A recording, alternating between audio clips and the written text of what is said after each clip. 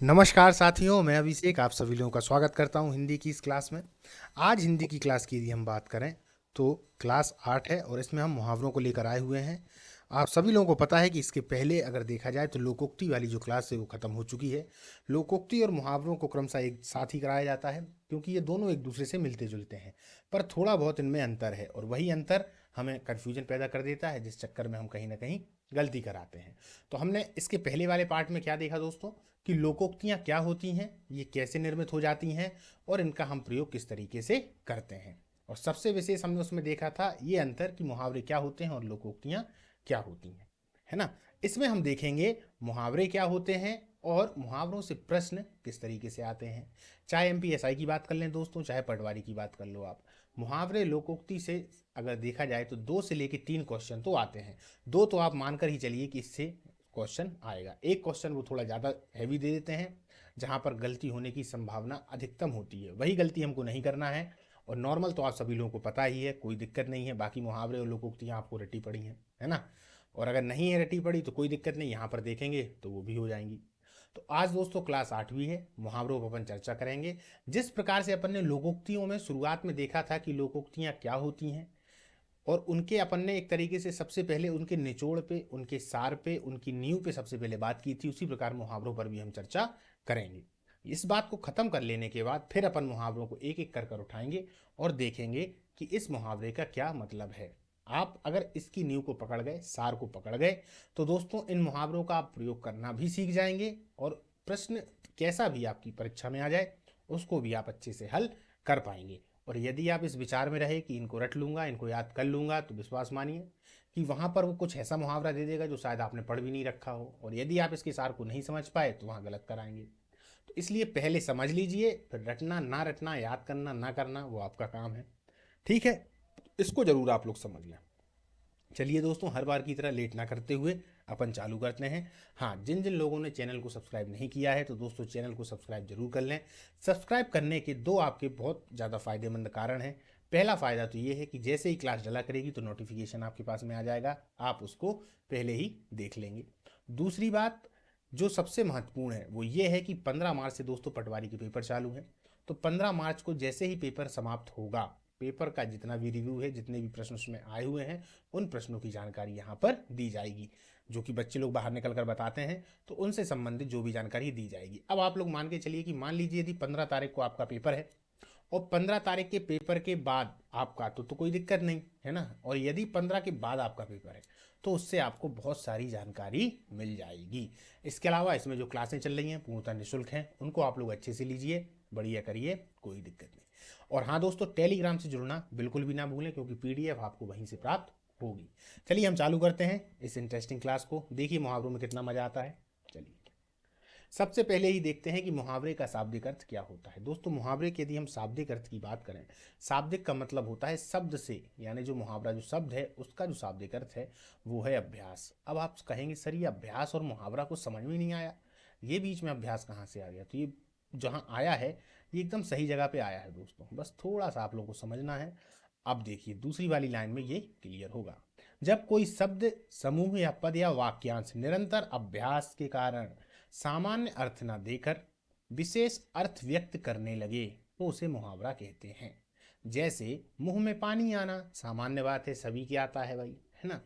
लेकिन अभी जो आप सोच रहे हैं इसका अर्थ, निरंतर प्रयोग के अभ्यास के कारण इस पद समूह का अर्थ ललचाना हो गया है। क्या हो गया है? ललचाना। अक्सर हम बोलते हैं भैया उसके तो मुंह में पानी आ रहा है, यानी वो तो उसके मुंह पे तो पानी आता रहता है, लालची व्यक्ति है, समझ रहे हैं ना। तो उसका क्या अर्थ हो गया? ललचाना। नॉर्मल देखा जाए तो सभी के मुंह में पानी आता है ना। तो इसका जो अर्थ है वह निरंतर अभ्यास के चक्कर में क्या हो गया है? ललचाना। यही मुहावरा है। अब यहां से एक बात और पकड़ लें आप कि उसने क्या बोला है कि जब कोई शब्द समूह, पूरा वाक्य नहीं कहा है, यहां से समझिएगा, शब्द समूह या पद या वाक्यांश, 3 चीजें याद रखिएगा, वाक्यांश, पद और शब्द समूह। मैंने शुरुआत में ही आप लोगों के लिए बताया था कि जो लोकोक्ति होती है वह पूरा वाक्य होता है, पर मुहावरा वाक्य का अंश होता है, इसलिए उसको वाक्यांश कहते हैं। वह पद होता है तो ये पद भी यहाँ पर है, और एक शब्दों का समूह होता है। क्लियर? पूरा वाक्य नहीं होता। तो यहाँ से उस अंतर को भी आप लोग कनेक्ट कर लें और ये तो आप समझ ही गए हैं कि ललचाना, मुंह में पानी आना निरंतर अभ्यास के कारण ही हुआ है। अब विशेषता देखते हैं। तीसरे नंबर का जो पॉइंट है उसमें हम विशेषता पर आते हैं। ये क्या कह रही है? मुहावरे के प्रयोग से भाषा में सरसता, रोचकता और लालित्य गुण आ जाते हैं। लालित्य का मतलब आप जानते हैं सुंदर होता है, तो सरसता आएगी, अपन आसानी से कह सकते हैं, ज़्यादा घुमा फिरा के नहीं बोलना। रोचकता आएगी, रोचकता आएगी ही, और लालित्य आ जाता है, सुंदर हो जाता है। गहन भावों को व्यक्त करने में इससे सहायता भी मिलती है। अगर गहन भाव है तो उसका भी होता है, पूरा बोलने की जरूरत नहीं है। किसी व्यक्ति के बारे में खाली इतना ही बोल दिया हमने कि मान लीजिए इसी को उधार दिया, अरे वो तो ऐसा है कि मुंह में पानी आता रहता है, तो अब ये बताने की जरूरत नहीं है कि वो उसने यहाँ लालच किया था, उसने यहाँ लालच किया था, फिर वो उस जगह गया था, वहाँ भी वह लालची व्यक्ति था। कुछ बताने की जरूरत नहीं है, खाली इतना सा बोल दिया और पूरे भाव व्यक्त हो गए, है ना, हो गए। जैसे हमने बोल दिया रानी लक्ष्मीबाई ने अंग्रेजों को लाखों चने चबा दिए, तो हमको मालूम है कि युद्ध में अच्छे से परास्त कर दिया। अब जरूरी नहीं कि बताएंगे कि ह्यूरोज की सेना से लड़ी थी, और ह्यूरोज की सेना से लड़ने के बाद फिर वो झांसी भी पहुंची, झांसी में उन्होंने छलांग लगाई। समझ रहे हैं ना आप पूरी बात को? मतलब कम शब्दों में ही पूरी बातों को एक तरीके से बोल देता है। इनके प्रयोग से भाषा की अभिव्यक्ति द्विगुणित हो जाती है। अभिव्यक्ति का मतलब क्या होता है दोस्तों? अपनी जो बात है उसको व्यक्त करना। अभी का मतलब खुद के द्वारा, व्यक्त करना, तो द्विगुणित हो जाती है। द्विगुणित का मतलब हो गया दो गुण आ जाते हैं। एक तो जो वो है उसका शाब्दिक अर्थ, और दूसरा जो वो सांकेतिक रूप से दूसरा अर्थ बताता है ना, वो हो जाती है। तो आप लोगों को समझ में आ गया अभिव्यक्ति और द्विगुणित से मतलब। अब यदि आप लोगों को समझ में ना आए दोस्तों तो कमेंट में बताइएगा, अगली जो क्लास होगी उसमें उसका हल कर दिया जाएगा। मुहावरा वाक्यांश के रूप में प्रयुक्त होता है, ये शुरुआत में ही हमने देख लिया। स्वतंत्र वाक्य के रूप में यह प्रयोग नहीं होता है, यानी कि खाली अगर मैं ये बोल दूं आंख आना, ये बोल दिया मान लीजिए मैंने, तो अब इसका क्या मतलब है? कोई मतलब नहीं है। समझना, किसकी आंख आ रही है तो किसी के साथ में बोलेंगे ना, तो यह स्वतंत्र वाक्य के रूप में पहली बात प्रयोग नहीं होता और आता वाक्यांश के ही रूप में है। ठीक है, चलिए। मुहावरे का शब्दार्थ न लेकर उसका सांकेतिक और लाक्षणिक अर्थ ग्रहण किया जाता है। ये अपना हो गया। अब अपन इस पे आते हैं। मुहावरे का शब्दार्थ न लेकर, जैसे कि मान लीजिए मैंने बोला कि हाथ मलना, हाथ मलना, इसका हम शब्दार्थ नहीं लेंगे। हाथ और मलना ये दोनों चीजें हैं, हाथ मलना। शब्दार्थ ना लेके जिसके लिए कहा गया है, जिस वजह से कहा गया है, उसके सांकेतिक अर्थ को ढूंढने का प्रयास करेंगे कि ये किसकी ओर इंगित हो रहा है, वही मुहावरा है। ठीक है, चलिए तीसरे वाले को देखते हैं। मुहावरे का अर्थ प्रसंग के अनुसार होता है और इनका मूल रूप कभी नहीं बदलता। देखिए, जैसे इन्होंने उदाहरण दिया कि आंख का तारा की जगह लोचन का तारा नहीं कह सकते, यानी कि अभ्यास के द्वारा हैं, पहले से चले आ रहे हैं, बदलाव इनमें संभव नहीं है। जैसे बोलते नहीं है भैया कि विनोद तो अपनी माँ की आंख का तारा है। अब विनोद अपनी माँ की आंख का तारा है, तो यहाँ पर आप ये नहीं बोल सकते कि वह लोचन का तारा है, आंख का तारा ही बोलना पड़ेगा। यानी मूल रूप इसका जो है वह एक तरीके से बदलता नहीं है। ठीक। हिंदी के अधिकतर मुहावरों में शरीर के अंगों का प्रयोग होता है, अब समझिए दोस्तों, तथा लक्षणा शब्द शक्ति होती। लक्षणा का मतलब कुछ ना कुछ लक्षण दिखाएंगे, आंख आना, आंख आ रही है, समझना, ये इस तरीके से लक्षण होंगे। चिकना घड़ा, घड़ा कैसा है? चिकना है, लक्षण आ रहे हैं ना। तो इस तरीके के, एक तरीके से देखा जाए तो जो लक्षणा शब्द है, लक्षण है, वो कहीं ना कहीं उसमें दिखाते हैं। दूसरी बात, शरीर के अंगों का प्रयोग होता है। आप देखेंगे आपके पास किताबें होंगी अच्छी अच्छी, नाम मैं नहीं लूंगा, उन किताबों में आपने देखा होगा क्रम वाइज लिखा रहता है। मुंह के तौर पर आंख से जुड़े मुहावरे, हाथ से जुड़े हुए मुहावरे, है ना, कान खड़े हो जाना, आपने देखा होगा, कान सीधे हो जाना, कान झुक जाना, है ना, कान काट लेना, इस तरीके के। ठीक है, शरीर के अंगों का प्रयोग होता है। ये मैं आप लोगों के लिए इसलिए बता रहा हूँ, इसका कारण ये है दोस्तों, ताकि आप वहाँ पर मुहावरों और लोकोक्तियों में अंतर करना अच्छे से सीख जाएं। क्योंकि अगर आप सीख गए तो यहाँ पर जो मैं पूरे मुहावरे की क्लास ले रहा हूँ, भले आप उसको ध्यान दें अथवा ना दें, लेकिन अगर इसको समझ गए तो मान के चलिए कि आपका भी काम हो गया, और आप अच्छे नंबर भी मुहावरों से लेकर आ जाएंगे। अगर मुहावरे का अगर आपके उसमें ज़्यादा, उसमें 3 से 4 आ गए, तो आप मान के चलिए 3 से 4 क्या, 4 ही की 4 आप सही उसको कर कर आएंगे। इस बात को अगर आप समझ गए। याद करने के चक्कर में रहेंगे तो दोस्तों याद इतने सारे हैं कि वो नहीं हो पाते, या किसी किसी को हो भी जाते हैं तो कोई दिक्कत नहीं है, लेकिन इसको जरूर आप लोग देख लें। अब आता है विशेष। दोस्तों सबसे महत्वपूर्ण है यही 3 लाइनें। इन 3 लाइनों को अच्छे से समझिएगा। इन 3 लाइनों में मुहावरे समाप्त हो जाते हैं। हालांकि मैं अभी समाप्त नहीं कर रहा हूँ, क्लास लंबी होने वाली है। इसके आगे जब अपन देखेंगे तो एक एक करके मुहावरों को उठाएंगे ताकि वो आपको याद भी होते जाएं। लेकिन ये तीन बातें जरूर समझें। पहली बात है, प्रायः एक विशेषण एक संज्ञा, जैसे चिकना घड़ा, एक विशेषण होगा एक संज्ञा होगी। चिकना क्या हो गया? विशेषण। घड़ा क्या हो गया? संज्ञा हो गई। इसी प्रकार अंधा क्या हो गया? विशेषण। कुआं क्या हो गया? क्या हो गया? कुआं, संज्ञा। तो ये पूरा वाक्य नहीं होगा। ये जो कोष्टक में लिखा है इसको समझिए कि ये पूरा वाक्य नहीं होगा। क्या ये पूरा वाक्य है? चिकना घड़ा, नॉर्मल बोल दो चिकना घड़ा। क्या है ये? कोई वाक्य है? नहीं भाई, उपवाक्य या पद है या वाक्यांश है। पहली बात तो ये क्लियर हो गई यहां से, ये पूरा वाक्य नहीं होगा। एक और बात कि यदि पूरा वाक्य हुआ तो फिर वह मुहावरा नहीं है। लोकोक्ति हो सकता है, लोकोक्ति वह हो सकता है, पर वह मुहावरा नहीं है। क्लियर? एक प्रश्न ऐसा आएगा तो अब बिल्कुल गलती मत करना दोस्तों। दूसरी बात है, एक संज्ञा एक क्रिया होगी। 99% मुहावरे इसी के होते हैं, यानी कि एक संज्ञा होगी और एक क्रिया होगी। वही अब देखिए, हाथ संज्ञा है और फिर लिख दिया हाथ मलना। हाथ मलना, मलना क्या हो गई? क्रिया। हाथ क्या हो गया? संज्ञा हो गई। अब आप देख लीजिए किसी को भी उठा के तो 99% मुहावरे इसी के होते हैं। क्लियर? लगा लीजिए कुछ भी। कान खड़े होना, कान क्या हो गए? एक तरीके से संज्ञा। खड़े होना क्या हो गई? क्रिया हो गई। और देख लीजिए अगर आप लोग देखेंगे तो अंगूठा दिखाना, अंगूठा क्या हो गया? संज्ञा। दिखाना क्या हो गई? क्रिया हो गई।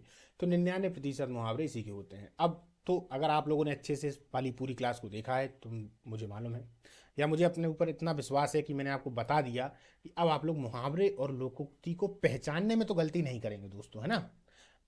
क्लियर? अब ये देख ली, आँख आँख आना, हाथ मलना और कान खड़े होना। क्लियर हो गया? अब अपन दोस्तों एक एक करके इसको चालू करते हैं और आगे बढ़ते हैं और देखते हैं सबके मतलब कैसे क्या क्या है।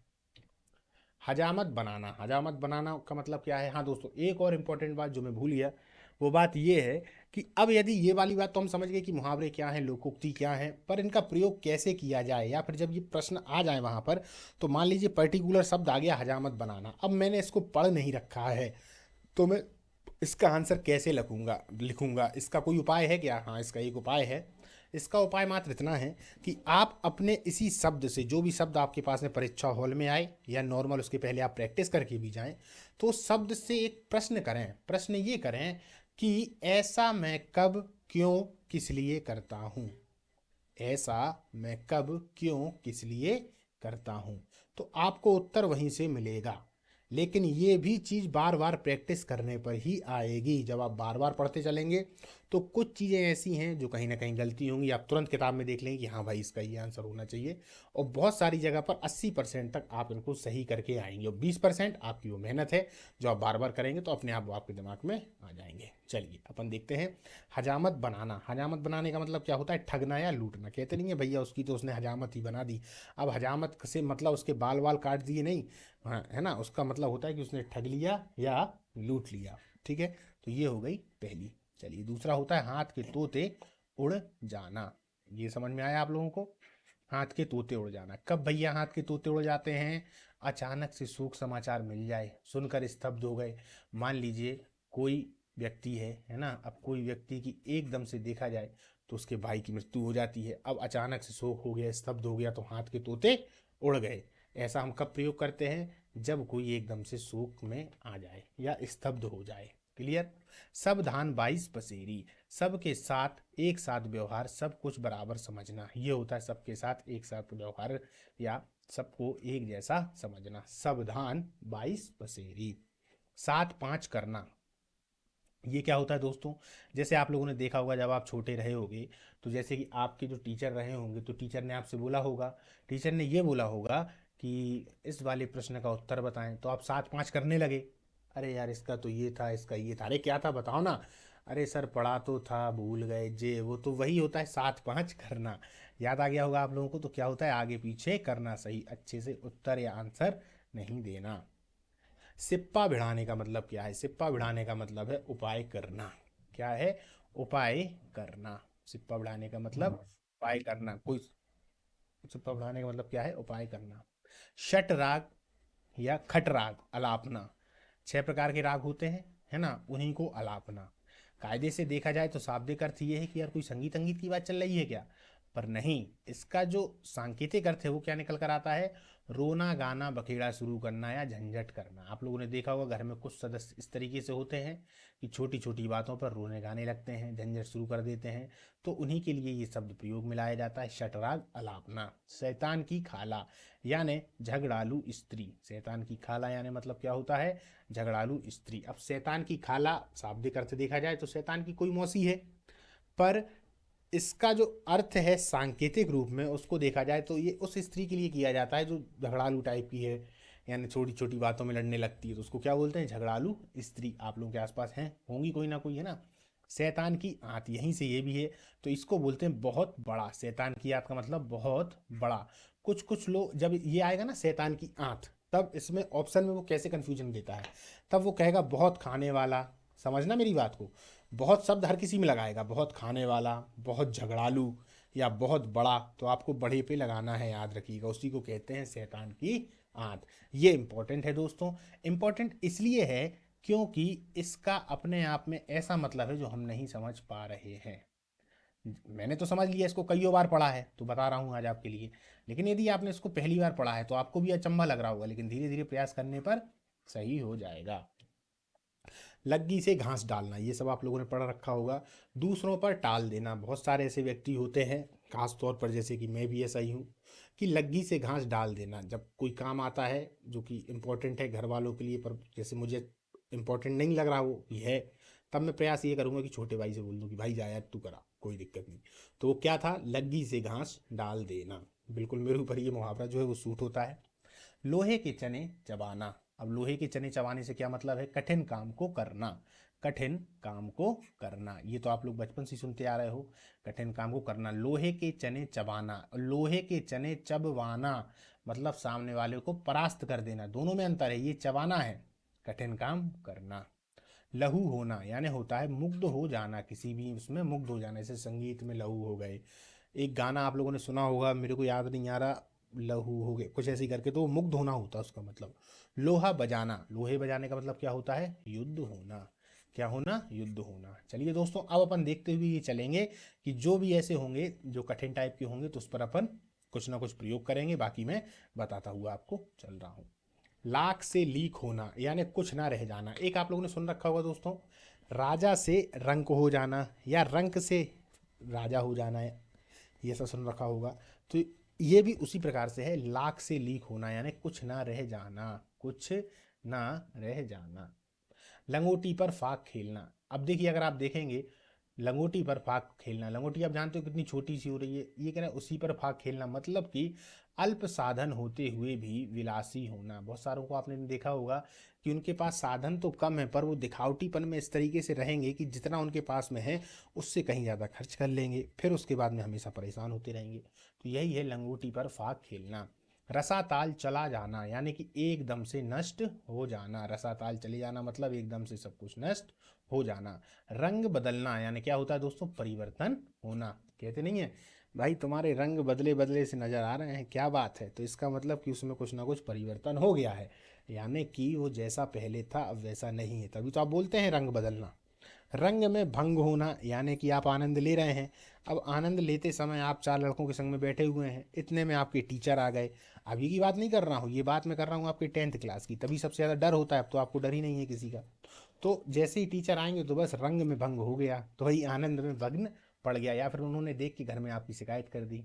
याद आ गया। चलिए, युगांतर उपस्थित करना यानी किसी पुरानी प्रथा को हटाकर उसके स्थान पर नई प्रथा चलाना। ये इंपॉर्टेंट है दोस्तों, आता है युगांतर उपस्थित करना, किसी पुरानी प्रथा को हटाकर उसके स्थान पर नई प्रथा को चलाना युगांतर कहलाता है।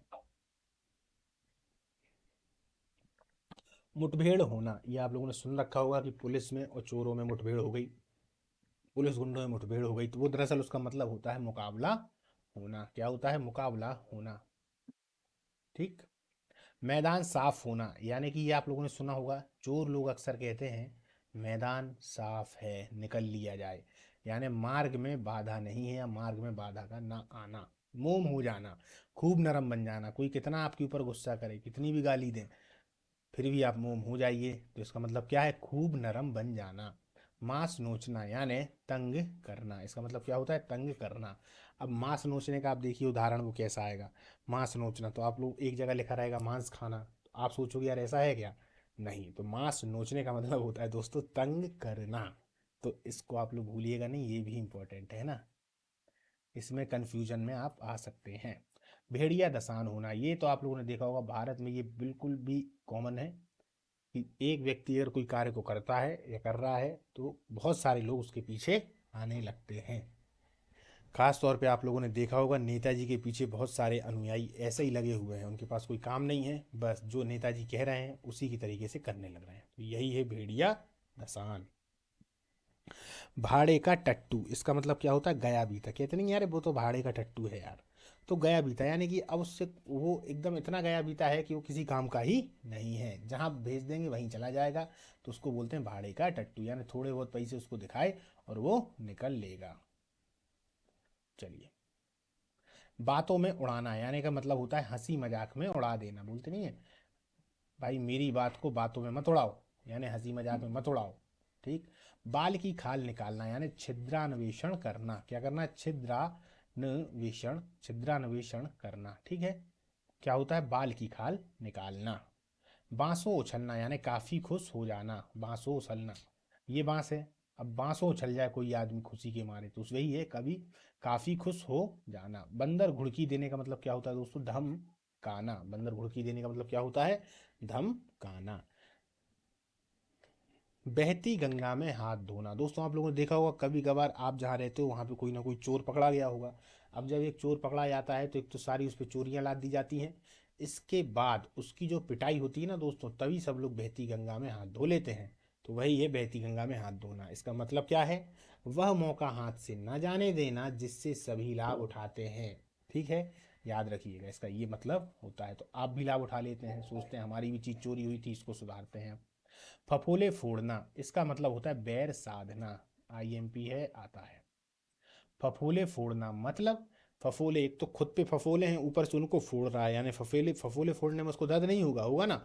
अब संकेत इसका लीजिए, यानी वो बैर साधना कर रहा है, बैर का मतलब आप जानते हो किसी से नफरत, और उसी की साधना मतलब कि वो नफरत को और ज्यादा तीव्र कर रहा है, मौका मिलेगा तो बता देंगे इसको हम, मतलब फफोले फोड़ना। फब्तियाँ कसना, इसका मतलब क्या होता है, ताने मारना, ये ताने बहुत सारे मिलते हैं दोस्तों बेरोजगारों को, तो यही है फब्तियाँ कसना यानी ताने मारना। फूलना फलना क्या होता है, उन्नति करना, ये तो आप लोग जानते ही हैं, कोई दिक्कत नहीं है। पीठ दिखलाना यानी पलायन कर जाना, समय समय पर कृष्ण जी ने बहुत सारी पीठ दिखाई हुई है, इसीलिए उनको रणछोड़ भी कहा जाता है, लेकिन बाद में हालांकि अपना वो काम निकाल लेते थे, यही बुद्धि की बात है। पीठ दिखाने का मतलब क्या होता है, पलायन करना। पीठ ठोकने का मतलब होता है साहस बांधना, अगर आप अच्छा साहसी कार्य कर रहे हैं तो आपकी पीठ ठोकी जाती है, शाबाशी दी जाती है, तो पीठ ठोकने का मतलब साहस बांधना होता है। दोस्तों याद रखिएगा, इसी के पास के उदाहरण आते हैं बिल्कुल, है ना, पास के एकदम उदाहरण आते हैं, उनको गलत मत करिएगा, एकदम उसका आंसर भी वही होता है, इसीलिए अच्छे से। पौ बारह होना यानी खूब लाभ होना, पौ बारह होना, अब देखो पौ बारह होना, नौ दो ग्यारह होना अलग अलग है, नौ दो ग्यारह यानी भाग लेना निकल लेना, पौ बारह यानी खूब लाभ होना, खूब लाभ हो गए भैया, ठीक है, एकदम से धन आ गया, पौ बारह हो गया। पापड़ बेलना मतलब दुख से दिन काटना, क्या कर रहे हो भैया, आप बोले भैया पापड़ बेल रहे हैं, तब दुख से दिन काटना। पानी में आग लगना यानी असंभव कार्य, पानी में आग लगना असंभव कार्य, ठीक। पानी पानी करना यानी किसी को लज्जित करना, किसी को अपमानित कर देना या लज्जित कर देना, मतलब क्या होता है, पानी पानी करना। पानी पर नींव डालना, ऐसी वस्तु को आधार बनाना जो टिकाऊ ना हो। अब आप देखते जाएंगे ना, शब्दों का अर्थ नहीं लेकिन सांकेतिक अर्थ देखेंगे समझ में आएगा। पानी पर नींव डालना क्या संभव है दोस्तों, पानी पे आप रख सकते हैं नींव, बना सकते हैं, नहीं बना सकते। तो वही बात है कि ऐसी वस्तु को आधार बनाने की कोशिश कर रहे हैं जो टिकाऊ है ही नहीं, तो आपको याद होगी। पॉकेट गर्म करना, ये भारत की जो सरकारी दफ्तर है, जो भारत की सरकारी दफ्तर है दोस्तों, उनकी हालत ऐसी ही है, बिना पॉकेट गर्म किए कार्य नहीं होता। तो क्या मतलब होता है, घूस देना। नसीब चमकाना मतलब क्या होता है, भाग्य चमकना, नसीब चमकाने का मतलब क्या होता है दोस्तों, भाग्य चमकना। नदी नाव संयोग, ऐसी भेंट मुलाकात जो कभी इत्तेफाक से हो जाए। मान लीजिए आपका कोई दोस्त था, 3 साल तक आप उससे मिले नहीं, आप भूल भी गए उसके बारे में, हालांकि हल्का फुल्का वो याद है, और एकदम से आपको शताब्दी एक्सप्रेस में टकरा गया। फिर आपके संग में वही घटना घटी है जो यहाँ पर लिखी हुई है, नदी नाव का संयोग, ऐसी भेंट जो कभी इत्तेफाक से हो जाए, क्योंकि आप लोगों को मालूम नहीं था कि वो आने वाला है, लेकिन फिर भी मिल गए। तो यही है नदी नाव संयोग। नज़र पर चढ़ना यानी पसंद आ जाना, कहते नहीं है, आप लोगों ने देखा होगा बहुत सारे जो व्यक्ति होते हैं, भैया ये बंदा तो नज़र में चढ़ गया, तो उसका मतलब है कि पसंद आ जाना। ठीक। धुआं सा मुंह होना यानी लज्जित हो जाना, धुआं सा मुंह होना यानी लज्जित होना। धत्ता बताना यानी टालना या भागना, धत्ता बताना का मतलब क्या होता है, टालना या भागना, दोनों मतलब होते हैं दोस्तों। दिल दरिया होना यानी उदार होना, कहते नहीं है भैया वो तो दिल दरिया व्यक्ति है, बहुत उदार व्यक्ति है। ठीक है। दूध के दांत ना टूटना यानी ज्ञान और अनुभव का ना होना। अक्सर आप लोगों ने देखा होगा जो थोड़े बड़े होते हैं वो अक्सर ये वाली बात कहते हैं, भाई ठहर जा, अभी दूध के दांत भी नहीं टूटे हैं, यानी ज्ञान और अनुभव बहुत कम है तुम्हारे पास। यही ये दूध के दांत ना टूटना। दिल बढ़ाना, हम दिल को कब बढ़ाएंगे, जब साहस भरना होगा। दिल बढ़ाना कब होगा, जब हमें साहस भरना होगा। तो इसका मतलब क्या हो जाता है, साहस भरना। दम में दम आना यानी राहत होना, दम में दम कब आती है, जब राहत मिल जाए। दम में दम कब आती है, जब राहत मिल जाती है। तुक में तुक मिलाना, तुक में तुक आप किसी के साथ में कब मिलाएंगे, जब आपको खुशामद करना होगी। आपसे वरिष्ठ अधिकारी हैं, आप चाहते हैं कि वरिष्ठ अधिकारी हमसे खुश रहें, वो खुश रहेंगे तो हमको ज़्यादा काम नहीं देंगे, तो इसीलिए आप उनकी तुक में तुक मिलाते हैं, यानी कि खुशामद खुशामद करते हैं। तंग करना, तंग कब किया जाता है, जब हैरान करना हो, तो अभी क्या होता है, तंग करना, इसका मतलब क्या होगा, हैरान करना। ढेर करना, आप लोगों ने देखा होगा पुलिस ने 2 अपराधियों को ढेर किया, ढेर करना मतलब मार कर गिरा देना, ढेर करना मतलब मार कर गिरा देना। डींग हाँकना, बहुत सारे व्यक्ति को देखा होगा लगे रहते हैं दिन भर डींग हाँकने, डींग कब हाँकते हैं, जब सेखी बघारनी हो, जब सेखी बघारनी हो। प्रत्येक से आप प्रश्न करते चलिए, आपका जो अनुभव है यहाँ पर रहने का, समाज में बात करने का, उसके अनुसार हर एक का उत्तर निकलता जाएगा, और लगभग में 95 से 96% उत्तर आपका सही ही होगा। बस एक प्रश्न पकड़ लीजिए, उससे खुद प्रयोग कर कर देखिए, कब कहाँ कैसे। डींग हाँकना, कब डींग हाँकते हैं, जब सेखी बघार नहीं हो। ठीक है। ठन ठन गोपाल, कब हो जाते हैं ठन ठन गोपाल, जब कुछ नहीं होता, यानी मूर्ख गरीब कुछ नहीं। एक तो मूर्ख भी है ऊपर से गरीब है, कितना गजब का कॉम्बिनेशन है, तो बताओ, मूर्ख भी है और गरीब भी है। टें पोंपो, अब बोलते नहीं हो यार, टें पोंपो मत करो, व्यर्थ में हल्ला मत करिए, टका सा जवाब देना। आप कहती वो तो टका सा जवाब दे देता है, यानी फौरन इनकार कर देना, फौरन इनकार कर देना। झाड़ मारना यानी घृणा करना, ये घृणा है दोस्तों, घृणा करना। जी चुराना, जी कौन चुराता है अक्सर, वो जिसको काम नहीं करना है, तो कोशिश ही ना करना, जी चुराने का मतलब कोशिश ना करना, मैंने काम बोल दिया, वो कोशिश आ गया है वहां पर, कोशिश ना करना। ठीक। और याद रखिएगा, काम ना करना, काम भी आ सकता है वहां ऑप्शन में, बट कोशिश पे ही ध्यान दीजिएगा, याद रखिएगा, कोशिश ही उसका आंसर होगा दोस्तों। ठीक। जमीन का पैरों तले से निकल जाना, कब निकलेगी जमीन, जब सन्नाटे में आ जाएंगे, जब सन्नाटे में आ जाएंगे। जबान में लगाम ना होना, कब नहीं होती जबान में लगाम, जब दिमाग और जबान एक दूसरे के साथ में सही जो उनका संयोग है वह नहीं बना पाते, यानी बिना सोचे समझे बोल देना, क्या होता है, जबान में लगाम ना होना। ठीक। 2 हो गए, जमीन का पैरों से तले निकल जाना और जबान में लगाम ना होना। छाती पर सांप लोटना, कब लोटते हैं सांप, छाती पर सांप, जब किसी के प्रति डाह हो, डाह का मतलब होता है नफरत, जब किसी के प्रति नफरत हो तो छाती पर सांप लूट रहा है उसे देखकर। ठीक। छप्पर फाड़ कर देना, छप्पड़ फाड़ कर कब दिया जाता है या कब मिलता है, बिना परिश्रम के देना, अनायास ही देना, छप्पड़ फाड़ कर देना, कितनी है भगवान छप्पड़ फाड़ के दे दे, यानी हमें कुछ करना नहीं पड़े और एकदम से पैसा बरस जाए, धन बरस जाए, संपत्तियां आ जाएं, तो वही होता है छप्पड़ फाड़ कर देना। छाती पर मूंग या कोदो दलना, यानी कि इसका मतलब होता है कष्ट देना, छाती पर मूंग या कोदो दलने का मतलब क्या होता है, कष्ट देना। छः पाँच करना यानी क्या होता है दोस्तों, आनाकानी करना। बोलते नहीं है कब करते हैं, छः पाँच, अरे अब भी अपन लोगों ने इसके पहले देखा था ना, तो वही है आनाकानी करना। चांदी काटना यानी आनंद से जीवन काटा। और दोस्त कैसा क्या हालचाल है, तो बोलते हैं ये चांदी कट रही है अपनी, तो चांदी कट रही है से मतलब होता है कि आनंद में जीवन जो है वह बीत रहा है। चाचा बनाना यानी क्या होता है, दंड देना। कहते नहीं है चाचा बना दिया उसको तो आज अपन ने, तो दंड देना। चींटी के पर जमना, कब जमेंगे चींटी के पैर दोस्तों, ऐसा काम करना जिससे हानि या मृत्यु हो, उसी को कहते हैं चींटी के पर जमना। बोलते नहीं चींटी के पर जमने लगे हैं, है ना। चंडू खाने की गप यानी होता है झूठी गप। चाड़ू खाने की गप यानी झूठी गप, बेमतलब वाली गप। चोटी का पसीना एड़ी तक बहाना, चोटी हो गई ऊपर, उसका पसीना एड़ी तक बहाना यानी खूब परिश्रम करना। क्या होता है, खूब परिश्रम करना। चोली दामन का साथ यानी काफी घनिष्ठता। आप लोगों ने देखा होगा बहुत सारे ऐसे व्यक्ति होते हैं जैसे साथ साथ में है, तो अपन बोलते हैं यार इन लोगों की दोस्ती तो ऐसी है जैसे चोली दामन का साथ, तो काफी घनिष्ठता। चार चांद लगना, कब लगेंगे चार चांद, जब चौगुनी शोभा या इज्जत हो जाएगी, तभी तो लगेंगे चार चांद। प्रयोग करके देखिए, यही इसका आंसर निकलेगा। चांद का टुकड़ा यानी बहुत सुंदर, चांद का टुकड़ा तो बहुत सुंदर। एक और आता है, आपने बोला हुआ सुना होगा, ईद का चांद, बहुत कम बाहर निकलने वाला यानी बहुत कम दिखने वाला। बाहर शब्द भी गलत हो जाएगा दोस्तों, बहुत कम दिखने वाला, उसको बोलते हैं ईद का चांद, ठीक है, दिखने वाला। घास खोदना, घास कब खोदते हैं, व्यर्थ का काम जब करना होता है, तो घास खोदने से क्या हो जाएगा, व्यर्थ का काम करना। गुरु घंटान यानी बहुत चालाक, कहते रहे भैया वो गुरु घंटाल आदमी है, कब कहते हैं उसके लिए, जब वह बहुत चालाक है। गताल खाते में जाना मतलब नष्ट हो जाना, कब जाएंगे गताल खाते में, जब नष्ट होना होगा। खाक छानना, कब खाक छानते हैं, भटकना बहुत ढूंढना, खाक छानना, ठीक। कम खाना यानी दबाना या नष्ट होना, कम खाना यानी दबाना या नष्ट होना।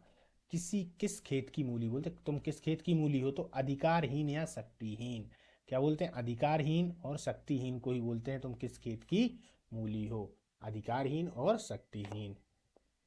कोदो देकर पढ़ना यानी अधूरी शिक्षा पाना, कोदो देकर पढ़ना यानी इसका मतलब होता है दोस्तों अधूरी शिक्षा पाना। इंपॉर्टेंट है, आता है ये, ठीक है। कोदो देकर पढ़ना इंपॉर्टेंट है दोस्तों। ओस के मोती यानी क्षण भंगुर, ओस के मोती यानी क्षण भंगुर।